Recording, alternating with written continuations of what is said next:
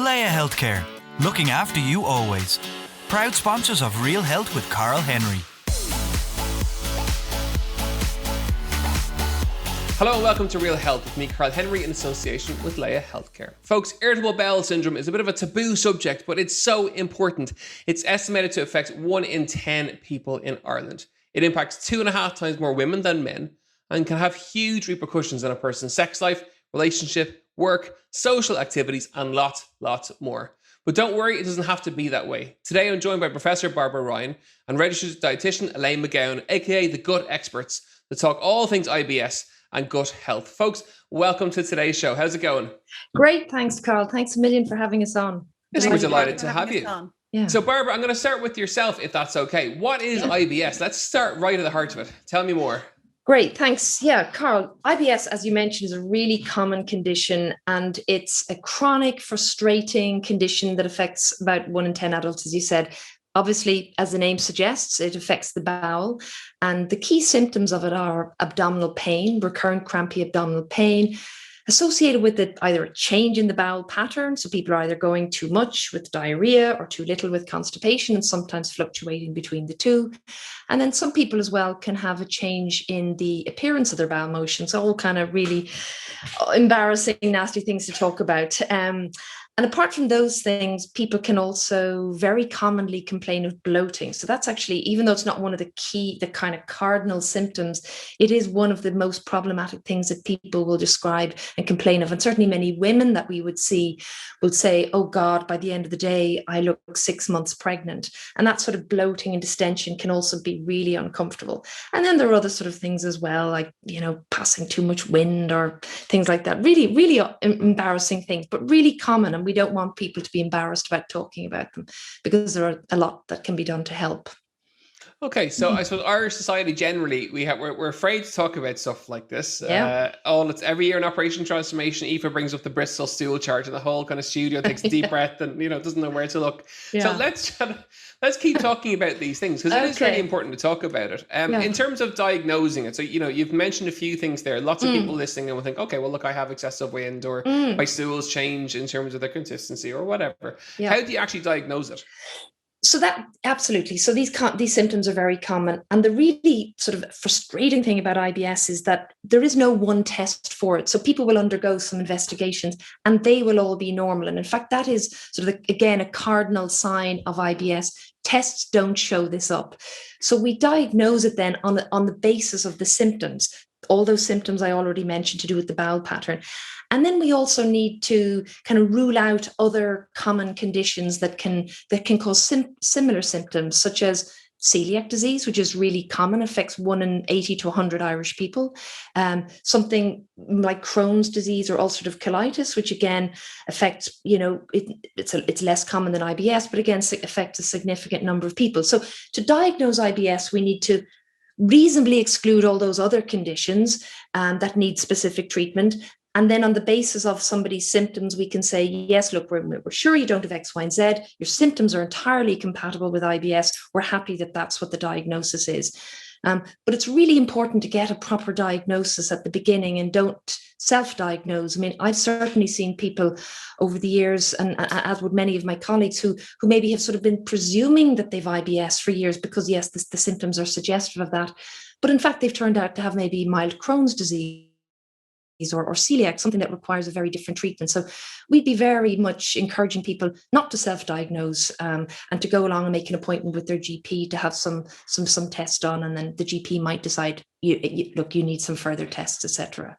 Okay, so from just listening to you there, diagnosis takes time, presumably. So it's not a matter of flicking through Instagram, seeing an influencer posting about IBS and saying, oh, I have that, and therefore I'm going to follow whatever. It does take time, and it is important to seek professional help. Absolutely. And look, we're not every doctor's busy. We're not trying to, drum up business for ourselves or for doctors. It's just very important that you set out on the right path to start with. And that because if you have celiac, obviously you need to be on a gluten-free diet. And if that's undiagnosed, that can lead to problems with osteoporosis, etc. So yeah, try and get the diagnosis right at the start, and then you're on the right path to treatment. And one more question for yourself, and then I'm going to go over to Elaine with regards to food. Why is it so prevalent in women as opposed to men? Do we know why that is? That is the $1 million question, Carl. I mean, there probably are a number of reasons. One thing we do know, many women with IBS will tell us that their symptoms fluctuate with their menstrual cycle. So we know that our bowel has got millions and millions of estrogen receptors on it, and our bowel, even for somebody who doesn't suffer with IBS, they will find a change in their bowel pattern. A woman, I'm talking about, obviously, over the course of the month with her menstrual cycle, and those changes are really kind of pronounced in somebody who has IBS. So certainly hormones play an important role. There may be genetic things that we haven't yet identified. Diet might also play a role. Women probably, I'm grossly generalizing, I'm sure you're not like your really healthy diet, Carl, but a lot of women might tend to eat more carbohydrates, maybe, and more fruits and vegetables than men. This is a gross generalization, but probably eat more things that may cause some of these, bring on these type of symptoms, whereas men may eat a more protein-rich diet in general. But certainly hormones, genetics play a role, and maybe diet, and maybe stress also. Our bodies react differently to stress perhaps as well. But it's a fascinating area of ongoing research, and we'll come back in a few years and we've got, when there are more answers. But yeah, it's really interesting. Okay, and you mentioned food there, so it's a perfect time to bring Elaine into this conversation. So Elaine, let's chat all things diet and IBS and gut health. Huge area, very topical at the minute. Everyone's talking about it. It's important to get that qualified advice. We have you guys on the show today for that reason. Tell me all about diet and IBS to start with. So certainly diet plays a huge role in IBS symptoms. And there's no doubt about it that there are several foods that can actually trigger IBS symptoms. But often, Carl, it's actually the quantities of these foods that you eat in your diet. So there's very simple dietary measures and lifestyle changes that we can look at first that can be very effective in managing your symptoms. So there'd be very much a first line approach for people that we'd recommend. And that would be looking at three key things. One would be their eating pattern. Secondly, their fluid intake. And thirdly, the type of foods that they're eating. So firstly, if we look at the eating pattern, I think a lot of us can eat irregularly. We can skip meals. We often eat too quickly. We can often eat on the run. So it's very important to look at how you're actually eating. Then looking at your fluids. So are you taking a large amount of coffee, too much caffeine? Some of us at home on Zoom are taking too much caffeine during the day, a large amount of carbonated drinks, fizzy drinks, looking at alcohol intake. Some of us have increased our alcohol intake in the last year. Types of alcohols can be triggering for IBS symptoms. And then thirdly, to look at certain types of foods. So the ones that are most obvious are the convenience type foods, the more processed foods, the ready meals. These can actually be irritants to the gut. So all of these factors collectively can trigger some IBS type symptoms, but also along with other lifestyle factors, such as actually stress and such as sleep. So collectively, all of these need to be looked at in a holistic manner. And what we would recommend people to do as a very much a first line approach is actually just to start a food and lifestyle diary. Start writing down what you're eating, when you're eating, looking at your lifestyle, looking at your sleep pattern, your exercise pattern, and for women, their menstrual cycle over the month. And certainly this can be a very simple thing to do. It's a very simple tool, but it's very effective in trying to just identify some of the areas that might be triggering some of your IBS symptoms. Okay, and what about the speed at which we eat? Is that as important as I've read to believe in terms of the amount of work, spending 30 seconds chewing your food, and the more work that you do here, the less work your stomach has to do?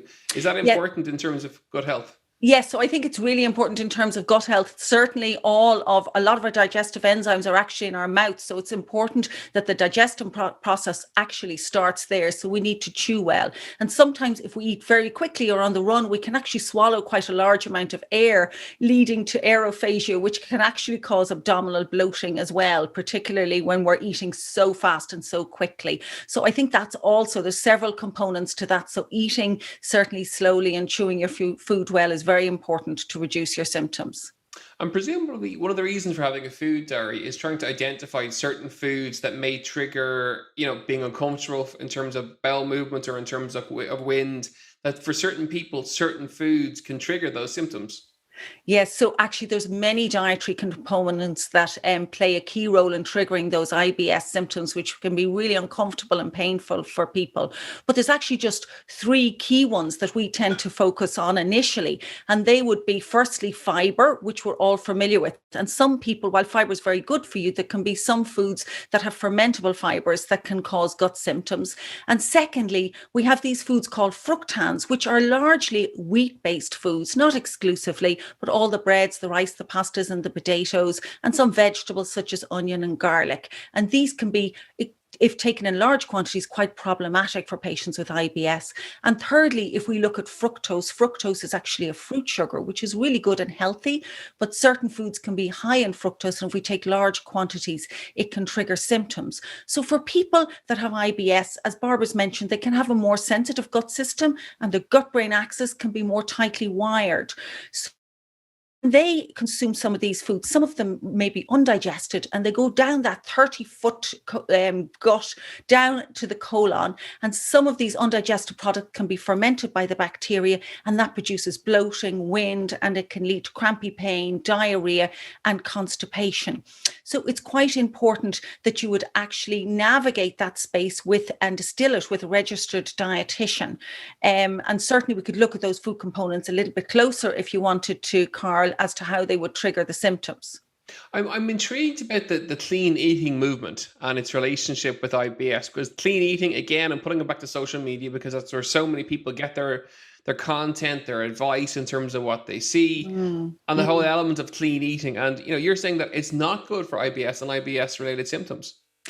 Well, certainly clean eating. Most people start off with a clean eating regime, just trying to eat healthier for health reasons and believing that they're embracing something that's very positive. And certainly we do recommend eating certainly healthy, a Mediterranean style diet with certainly lots of fiber, lots of variety and lots of color in fruits, vegetables, salads, nuts and seeds. And certainly we recommend lots of oily fish, lots of healthy oils, some poultry, some dairy products, small amount of red meat, and some legumes, but legumes can be a little bit problematic for IBS patients. So the challenge with the clean eating is it starts off with very good intentions, but what happens is it can actually progress, sometimes from the influence of social media, to basically unnecessarily dietary exclusions and restrictions, such as taking wheat and dairy out of the diet, and then also maybe eliminating foods such as meat from the diet. And these may be unnecessarily eliminated from the diet. There's a couple of downsides to this. So if I could list just three of them, one is that if we remove wheat from the diet, wheat is an important component to feed our healthy bacteria. So basically, when we remove wheat from the diet, we can reduce some of the food for our healthy bacteria. Secondly, it can lead to some nutritional deficiencies in the long term, such as people removing dairy from their diet. It can lead often to thinning of the bones, osteoporosis, osteopenia and osteoporosis later on in life. And then thirdly, this level of clean eating, if taken to extreme limits, really cause disordered eating, which may need to be looked at closer with the psychologists. And from Barbara and ours point of view, we are actually seeing people embracing too healthy diets. Their fiber intake may be too high. Their fructose intake may be too high. So while we may demonize wheat or gluten, not one size fits all, and we could be looking in the wrong direction for people. It may actually be fructose that is triggering them. So we really need to look really work with a registered dietitian to try to identify your dietary triggers and navigate this space in a safer way, whereby you can manage your symptoms while still having a very healthy diet. Let's chat one more question before I go back to Barbara for a second, and that is fiber. Really popular. We've had the likes of the Happy Pears on before, saying people have to eat more fiber in their diets and get lots more fiber in. How much fiber should people be taking? Where do they get it from? And, how do they know if they're having too much? So fiber basically is nature's superfood. It's fantastic for the gut. It feeds our healthy gut bacteria. It helps gut motility. And also it's really important in preventing diseases such as diabetes, obesity, and various cancers. So we recommend between 20 and 35 grams of fiber a day. So 20 grams of fiber a day is really a bowl of whole grain cereal. It's 2 slices of wholemeal bread, it's 2 portions of vegetables, 1 portion of salad, and basically 2 to 3 portions of fruit. Now, that's quite a lot to achieve in one day for anybody. That whole lot in one day? Yeah, so that's your Wow. 20 grams of fiber. And you know that 80% of Irish people actually don't eat enough fiber. So that's our starting point. So many of Barbara's and I's patients, they don't have enough fiber and they could be constipated and maybe they don't have enough movement in their bowels. So they need to increase their fiber intake and they need to start with the 20 grams a day, which is tough enough. And then we go to the other end of the recommendation, which is about 35 grams of fiber a day. And Barbara and I see every day in our clinic people that are actually consuming too much fiber. Some people may come in taking 55 grams of fiber a day, and that's causing bloating and wind and extra bowel motions, more bowel frequency during the day. So they may be taking too much fiber. So it's very much about finding the right amount of fiber for you to minimize your symptoms with IBS. So too much can be a problem and too little can be a problem. Also with fiber, it's very important that if we're increasing it, we increase it gradually by about 5 grams a week, which is really an extra portion of vegetables, 1 slice of whole grain bread in a day. And we need to take a lot of water when we're taking our fiber intake. So the 2 F's is fiber and fluid together. Otherwise, we end up getting a traffic jam of fiber in the gut and it can't move through. So we need to put the water in there to, allow a bit of irrigation through the bowel. And I would say, I think a nap is the best way to see whether you're taking enough fiber. So to know whether a food, if it's a good fiber content, it'll have more than 3 grams of fiber per 100 grams. A food that has 6 grams of fiber per 100 grams is high fiber. But this can be a little bit misleading because a plate of vegetables may only have 2 grams of fiber, but you may eat a plate of salad as well. And you could eat a smaller amount of a whole grain cereal as well that could give you maybe just 6 grams of fiber. So I think the best way to measure it is with a nap to look at your total fiber intake in the day. Okay, fantastic. Could I just jump in there for 1 second? Because I know that people are getting, quite different messages maybe from different sources. And, somebody else will say, no, you should be eating 50 grams of fiber a day. And I think we're talking about people who have gut problems. And I suppose that is a difference. Some people can eat whatever they want, they're really either incredibly healthy or incredibly unhealthy and seem to have bowels and guts of steel. We're really talking about people who have got gut problems and how best to manage those problems. And when you have IBS, the amount of fiber you eat is very important. If you don't have IBS, you might be able to eat 50 grams of fiber a day, and that's fantastically healthy in many other ways. But it just does put an extra strain on the gut of people with IBS. And I suppose that's really a point of distinction maybe from some other sources of messaging that people are getting. And Barbara, while we're here, let's chat. There's 2 key things I want to chat about. One is the gut-brain axis. Let's chat more about that for a second. So again, it's getting a lot of traction. People are getting more aware of the relationship between your brain and your tummy. It is important. And again, science is revealing more and more kind of content all the time about the importance of lifestyle factors on the gut, such as stress and sleep and workload and all of those things. So it is a really important thing to be aware of. Oh, absolutely. And in a way, this isn't a new thing. I mean, like if we look at some Eastern cultures, like Japanese culture, they call the gut hara, which means center of spiritual well-being. We kind of moved away from that. And I think I think medicine in general is moving back towards a more holistic approach. And you mentioned the gut-brain axis, which is this incredibly interesting and complex connection that has been discovered between the brain and the gut. And basically what we're finding is that obviously what's going on in our brain has a huge effect on what's going on in our gut. So if we're stressed, we get hypersensitivity in our guts, where our pain receptors are firing like mad, feeling every little thing, every little contraction, every little bit of bloating. So stress affects our bowel, but also what's going on in our bowel also affects our brain. So, there's some really fascinating research also showing how different the microbiome, although the gut bacteria of people, for example, with anxiety and depression, differs from those of people who have normal mood. So there's this really complex connection of nerves, the immune system of the gut and the brain connected, and also our hormonal systems are connected as well. So absolutely, whether you have a gut problem or whether you don't have a gut problem, it's really important to look after mental health as well, to keep all parts of our body healthy, particularly the gut. So as you say, when you have in managing these conditions, you do need to have a sort of a multi-pronged approach and a holistic approach. So if you have a gut problem, you absolutely need to look after your mental health. You need to try to find ways to help you de-stress, be that mindfulness, be it Pilates, be it hypnotherapy, whatever it is that helps you, be it a walk in the park. All of those things are really important.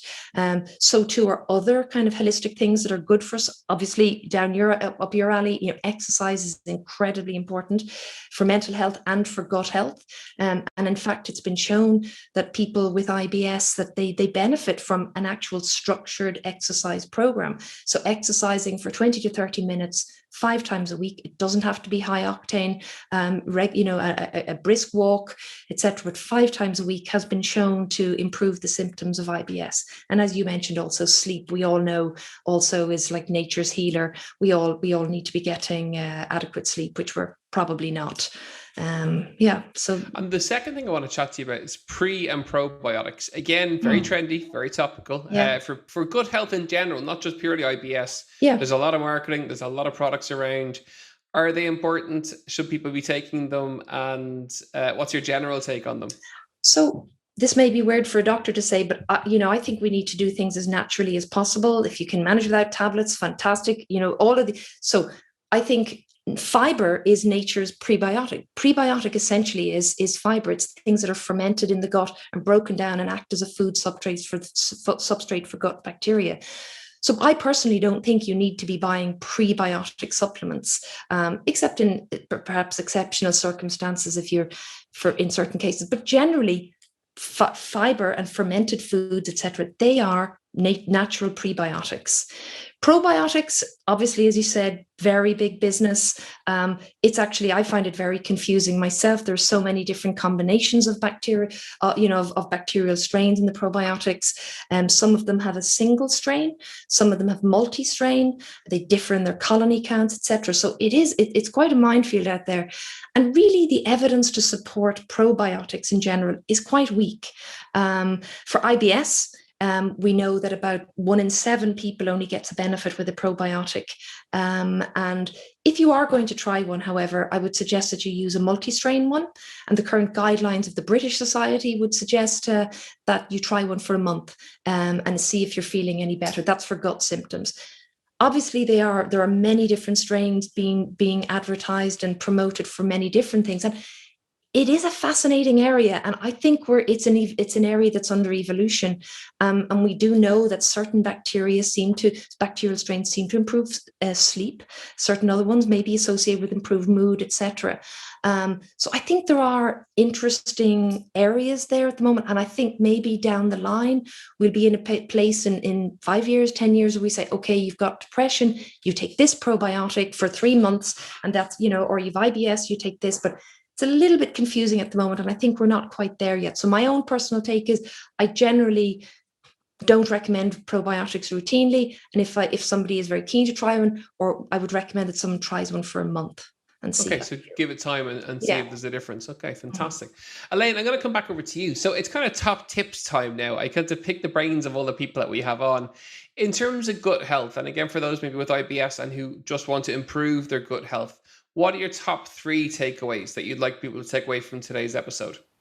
So my first one would be we are advocates of inclusive diets, not exclusive diets. So we really do not recommend cutting whole food groups out of your diet, such as wheat or dairy, unnecessarily, unless there's a medical reason for it.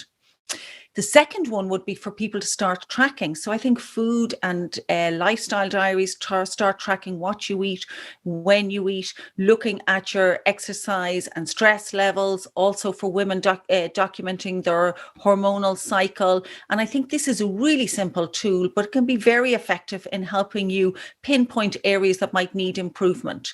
And then thirdly, really, if you've problematic IBS symptoms, you need to navigate the space with a registered dietitian who specializes in gut health.